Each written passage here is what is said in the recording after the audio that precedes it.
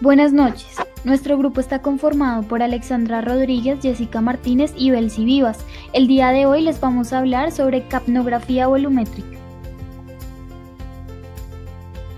Es importante conocer que la capnografía es una herramienta de monitoreo que brinda información de la distribución del aire que ingresa al pulmón. Es un método no invasivo que mide básicamente la presión parcial de dióxido de carbono en inspiración y expiración. Recordemos la cinética del CO2. Sabemos que se divide en tres procesos: producción, transporte y eliminación. Producción deriva del metabolismo anaeróbico y aeróbico. Transporte. Al ser un gas muy difusible, el CO2 se mueve a través de un gradiente de presión parcial entre el compartimiento intra y extracelular. Una vez que el CO2 alcanza el compartimiento intravascular, el mismo se transporta en dirección al pulmón, asociado al bicarbonato y a la hemoglobina o disuelto en el plasma.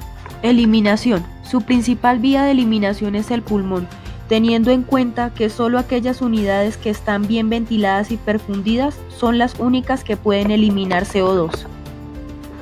La capnografía se divide en tres tipos: capnografía indirecta, capnografía directa y hoy hablaremos de la capnografía volumétrica.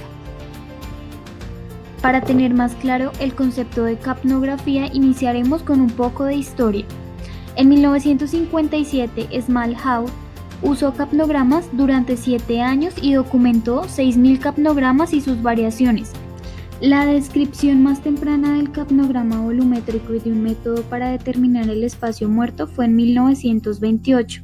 En 1948, Fowler dividió la curva volumétrica del capnograma en 3 fases, buscando además una terminología con un significado claro de espacio muerto. El espacio muerto es la porción de un volumen corriente que no participa en el intercambio de gases, porque no entra en contacto con la sangre que fluye a través de los capilares pulmonares. Capnografía volumétrica. Además de medir la presión exhalatoria de CO2 como lo hace la capnografía estándar, también calcula el volumen corriente. Esto es primordial para calcular la eliminación de CO2 y determinar el espacio muerto respiratorio. Es decir, la capnografía volumétrica es la curva formada por el CO2 eliminado relacionado con el volumen corriente expirado. Fases de la capnografía volumétrica. Fase 1. Representa el gas exhalado desde las vías aéreas superiores, las cuales generalmente no tienen CO2. Fase 2. Fase de transición desde las vías aéreas superiores a las inferiores. Muestra los cambios en perfusión. Fase 3. Área del gas alveolar de intercambio. Es representativa de la distribución del gas a nivel alveolar. Indicador sensible de la función pulmonar. Ventajas de la capnografía volumétrica. Tiene las mismas ventajas y usos de la capnografía estándar y otras ventajas como son el volumen del CO2 exhalado, el cual nos guía sobre la actividad metabólica en pacientes con ventilación asistida crónica. Calcular la ventilación alveolar mediante el análisis de espacio muerto.